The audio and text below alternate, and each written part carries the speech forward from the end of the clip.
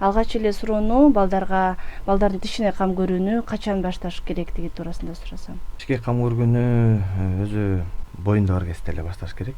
Энелер кош бойлуу кезде биринчи триместрдага чейин уже ооз көңдөйү түзүлүшүн баштайт. Анан ошол кездерде керектүү микроэлементтер керектелет организмге. Тамак аш, питанияны тууралаш керек да. Андан кийинкисине эле уже төрөлгөндөн кийин профилактикага бул өзү негизи жарым жылда бир жолу өзү тиш докторуна барып көрсөтүп туруш керек. Биринчи сүт тиштер 6 айында эле чыгып башташат. Башында атайын силиконовый напальчиктер болот.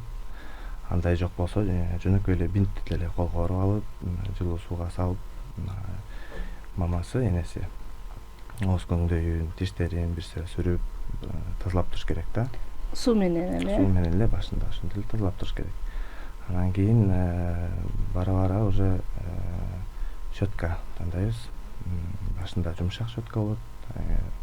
Өзүнүн ар бир жашка ылайык щеткалар бар. Азыр деген жашка жараша.